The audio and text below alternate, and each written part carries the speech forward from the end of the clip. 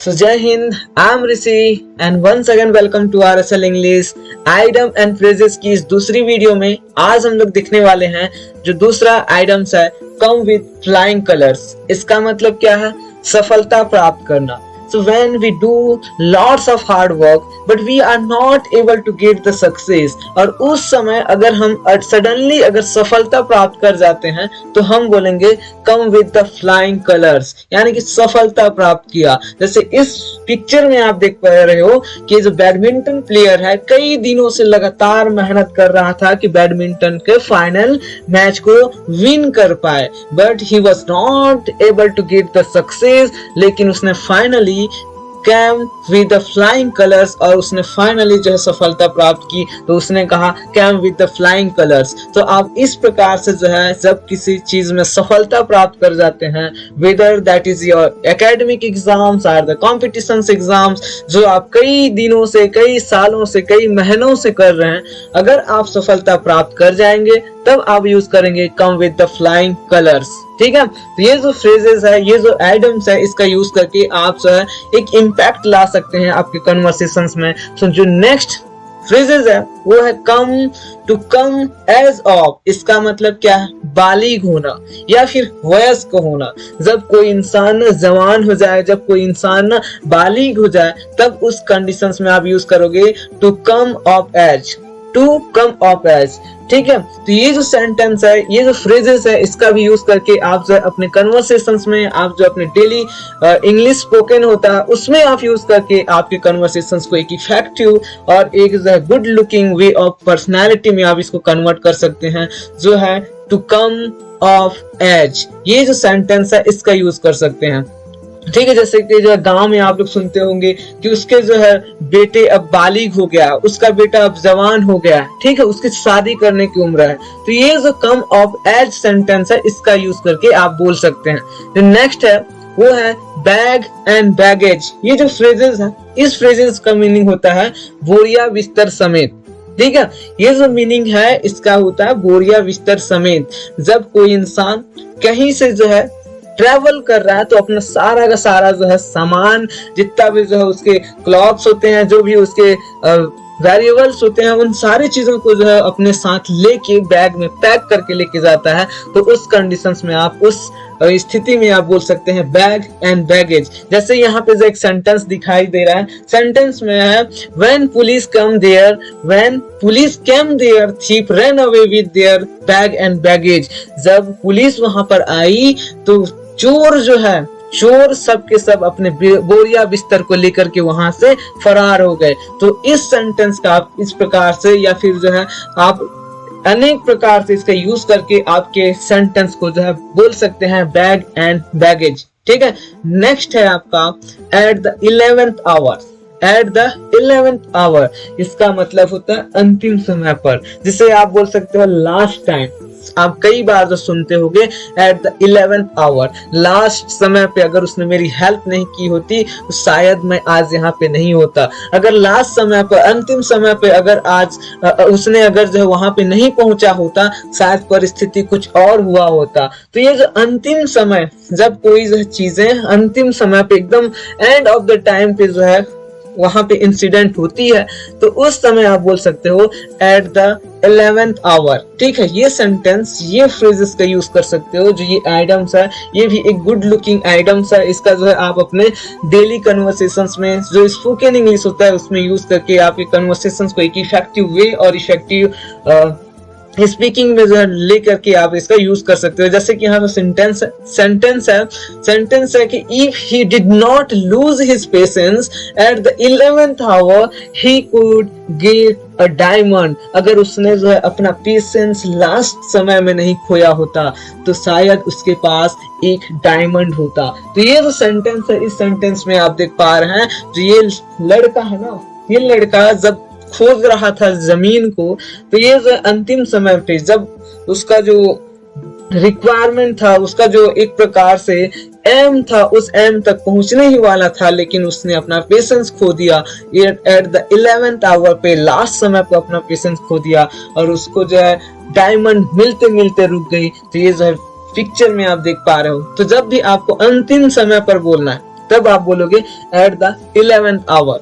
ठीक है, नेक्स्ट जो है आपका बाय हुक और बाय क्रुक, इसका मतलब है किसी भी तरह, किसी भी तरह मुझे तो ये मैच जीतना ही है भाई, किसी भी तरह मुझे तो इस वर्ष फर्स्ट डिवीजन लेके आना ही है, किसी भी तरह इस साल मुझे एक नई 5G स्मार्टफोन खरीदना है, किसी भी तरह मैं इस साल लोगों के नजरों में एक ईमानदार बन के दिखाऊंगा, किसी भी तरह मैं इस बोर्ड से केबल को निकाल के ही रहूंगा, किसी भी तरह। तो जब भी आप बोलोगे ना किसी भी तरह, आप बोलोगे by hook and by crook. ये सेंटेंस का आप यूज करोगे by hook and by crook. ठीक है, ये सेंटेंस है by hook and by crook. Next है एट 6 and 7, इसका मतलब है अव्यवस्थित होना। जब कोई चीज जो हॉज पॉज हो जाए, अव्यवस्थित हो जाए, इसको आप हॉज पॉज भी बोल सकते हो। ठीक है, हॉज पॉज मतलब होता है एट 6 and 7। इस जो फ्रेजेस है, इस फ्रेजेस का आपका एग्जाम्स में दे चुका है CGPSC में, इसमें जो है CGPSC और CTET में जो है इसका यूज हो चुका है, ये फ्रेजेस को दिया है। तो ये फ्रेजेस है एट 6 and 7, इसका मतलब है अव्यवस्थित होना। जब कोई सामान कहीं पे अस्त व्यस्त हो जाए तब उस कंडीशंस में आप बोलते हो एट 6 and 7, एट 6 and 7। इसका यूज करके, इस फ्रेजेस का यूज करके आप जो है एक अच्छी खासी कमांड बना सकते हो। तो ये जब भी बोलना रहे अव्यवस्थित है यहाँ पे, तो आप हॉज पॉज का यूज कर सकते हो।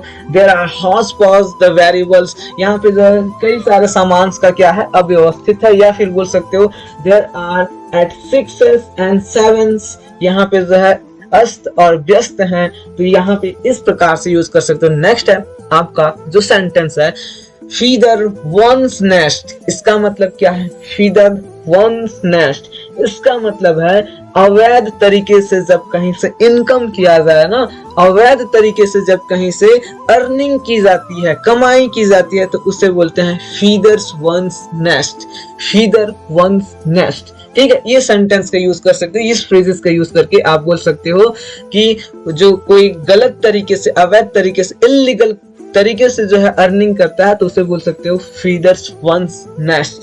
तो यहाँ पे जो है ये सेंटेंस, इस जो फ्रेजेस का यूज करके आप बता सकते हो कि कोई अगर इलीगल तरीके से इनकम कर रहा है तो उसको बोल सकते हो फीदर वंस नेस्ट। नेक्स्ट है grease the palm, grease the palm, grease the palm का मतलब होता है रिश्वत देना। कई बार होता है, देखे होंगे आप लोग जो है किसी गवर्नमेंट एम्प्लॉय के पास जाते हो तो कई बार कई जगह पे आपको जो है रिश्वत देना पड़ जाता है, तो आप बोलोगे ग्रीस द पाम। जब कभी भी जो है रिश्वत देना रहे तब बोलते हैं उसे ग्रीस द पाम। या फिर जो आप ब्राइब बोल सकते हो, bribe,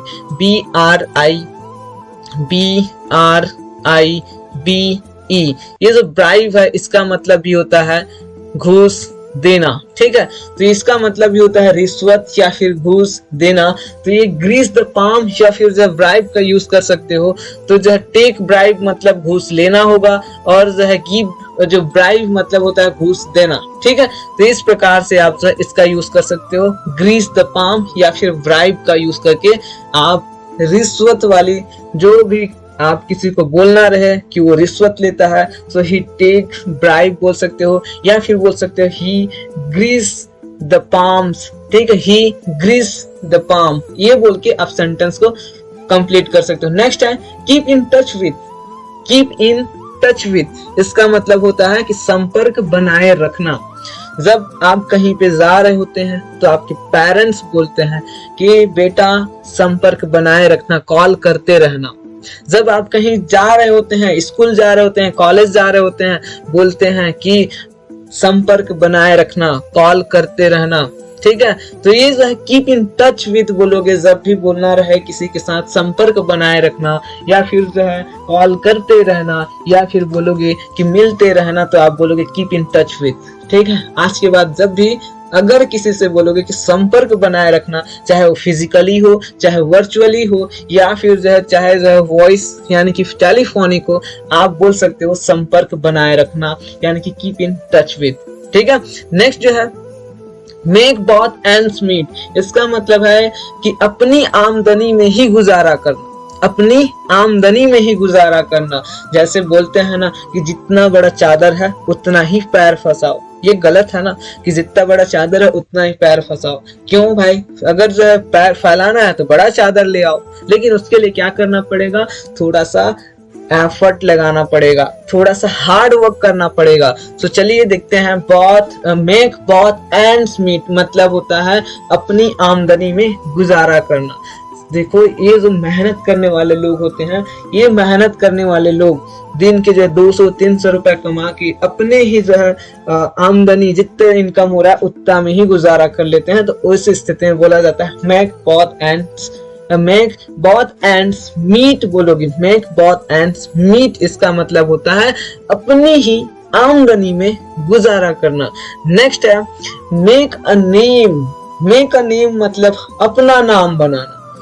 So when you start any entrepreneurship या you start any business, तो आप अपना जब बिजनेस खड़ा करोगे, अपना जब किसी कार्य को स्टार्ट करोगे तो अपना नाम बनाओगे। तो आप बोलोगे मेक अ नेम, मैं अपना नाम बनाऊंगा। आप किसी भी फील्ड में, आप जो स्पोकन की फील्ड में बनाइए, आप बिजनेस की फील्ड में बनाइए, आप एंटरप्रेन्योरशिप के फील्ड में बनाइए, या फिर किसी भी फील्ड में आप जब अपना एक अलग पहचान बनाते हैं, not by your mothers and fathers, ना कि अपने मम्मी पापा के नाम से आप जाने जाएं, आप अपने नाम से जाने जाएं, तो आप बोलेंगे मेक अ नेम, मैं अपना नाम बनाऊंगा, मैं अपना नाम कमाऊंगा। And it will be the best for you because each parents want to make their daughter और सन अपना ही नाम बनाए, अपने ही नाम से जाने जाए, वो उनके लिए जब बेस्ट होता है। तो इसलिए जब आप बोलोगे मेक अ नेम, यानी कि जब भी बोलना रहे कि अपना नाम बनाना है तो आप बोलोगे मेक अ नेम।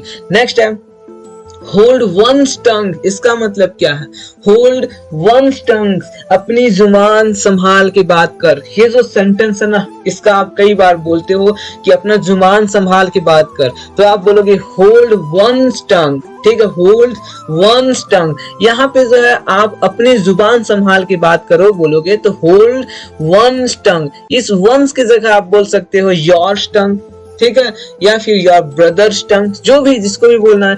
तेरे भाई की जुबान संभाल के बात करो तो ये बोल सकते हो योर ब्रदर्स टंग, ठीक है, होल्ड योर ब्रदर्स टंग, ठीक, या फिर जो होल्ड योर फ्रेंड्स टंग, या फिर होल्ड योर मदर्स टंग। जो कुछ भी आप जिसको भी जब बोलना चाहोगे उसको आप बोल सकते हो कि जो है आप अपनी जुबान संभाल के बात करो, तो होल्ड योर्स टंग, आप योर्स टंग का यूज करके आप बोल सकते हो। जब भी किसी को बोलना रहे कि अपनी जुबान संभाल करके बात करे, तब आप इस सेंटेंस का यूज कर सकते हो होल्ड वंस टंग। और ये आप कॉमनली यानी कि जनरली आप जो अपने डे टू डे कन्वर्सेशंस में जब भी आप किसी के साथ बात करते हैं, दोस्तों के साथ, तो आप नॉर्मली ये जो सेंटेंस है इनका यूज करते रहते हैं। आई होप कि ये वीडियो और इसमें जो दिखाए गए जो सेंटेंसेस है, फ्रेजेस और आइटम्स हैं वो समझ में आई होगी। विद एग्जांपल्स के साथ मैंने दिया। If you like and it is useful for you, then you must like and subscribe RSL English, and as much as share to get the latest notification. Please hit on the bell icon और साथ ही साथ जो है support करना मत भूलिएगा। So let's